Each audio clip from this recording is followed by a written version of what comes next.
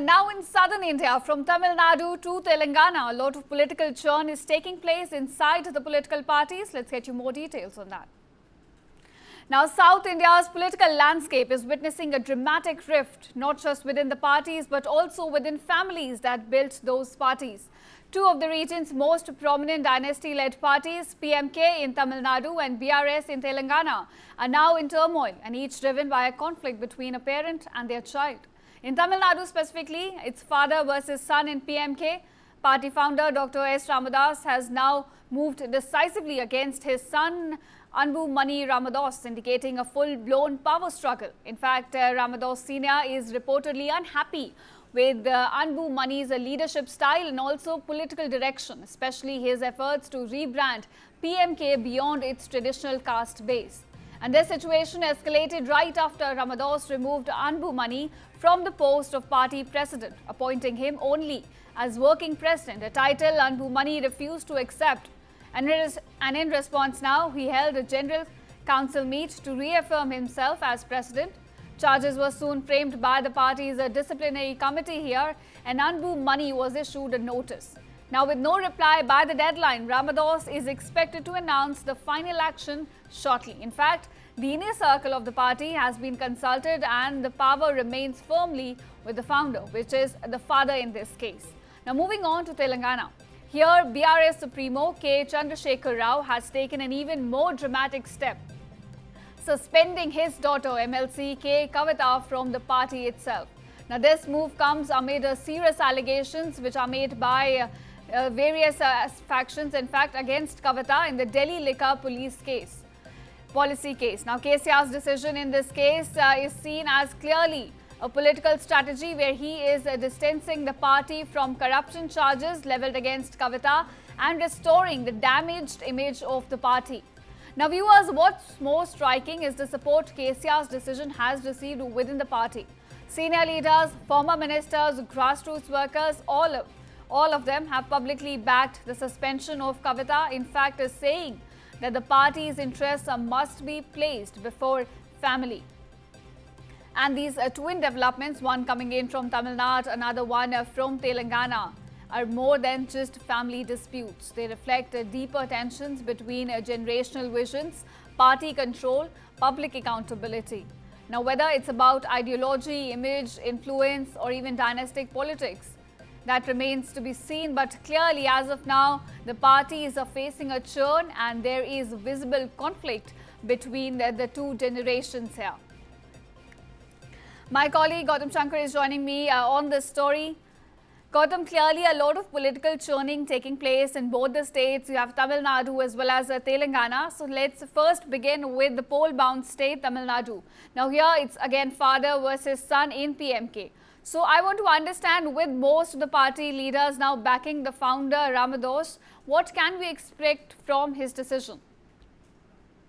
Absolutely. There seems to be one common thread between Telangana and Tamil Nadu, with this political feud playing out between father and son. In Tamil Nadu, of course, like you rightly mentioned, it's a Pathali Makkal Kachi, and in Telangana, it is the BRS.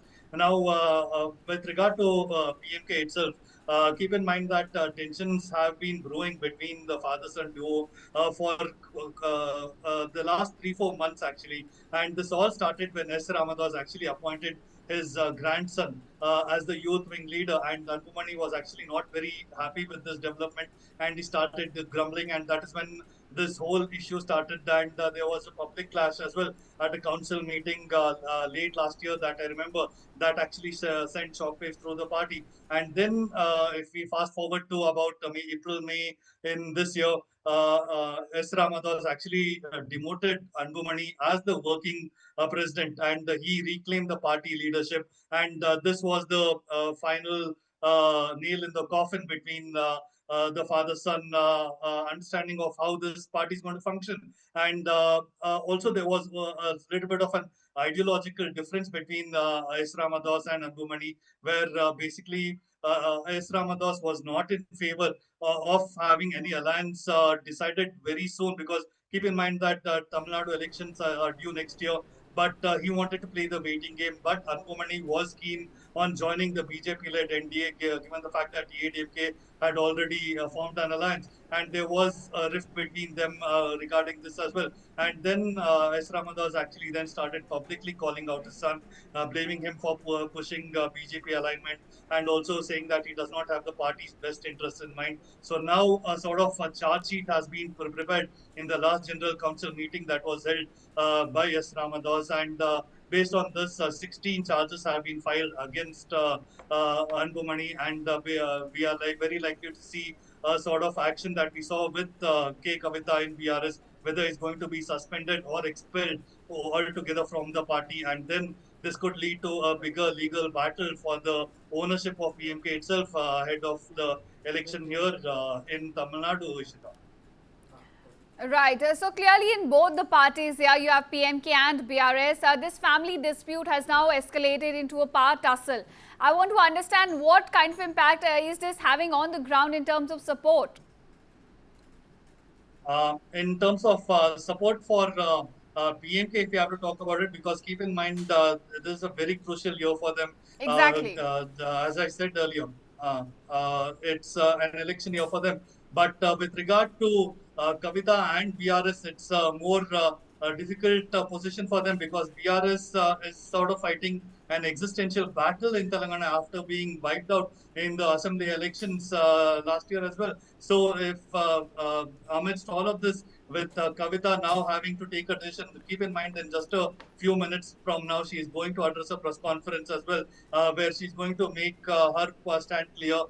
We are expected to hear whether the BRS or, I'm sorry, with regard to Kavitha, she's going to float another political outfit. Keep in mind that she already leads Telangana Jagriti, which is a sort of a cultural organization. There's speculation that she will turn this into a political party, and given the fact that she has been suspended from the BRS, we are likely to see her announcing resignation from the BRS, and also as an MLC as well. And all of these developments will be really critical. But if you have to look at the timeline of what led to the entire fiasco in BRS, the party is basically talking about the Delhi liquor policy and she being an accused in this case as the main reason, but it goes far beyond it, because keep in mind that ever since she was named in this camp, KCR, her father, actually started distancing himself from her, but he also asked her to lie low, saying that until this whole controversy dies down, you need to keep your head down. But that was not what Kavitha did. She started taking political stands, and she actually started forming alliances as well. And this actually annoyed and basically was the final draw. And she making accusations against her two cousins, a former minister Harish Rao and also a former MP as well. And this accusations has proved to be detrimental for her, and she has been suspended from the party.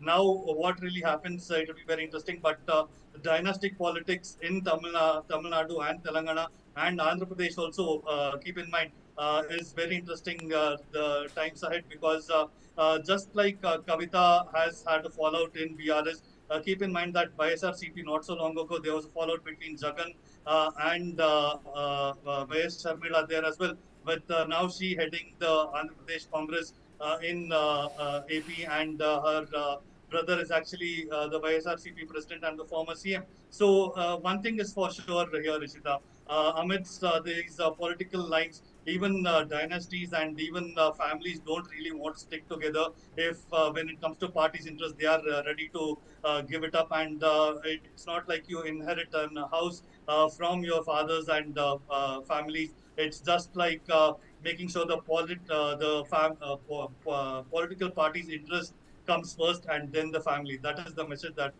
both the PMK and BRS seem to be sending out here, Rishna.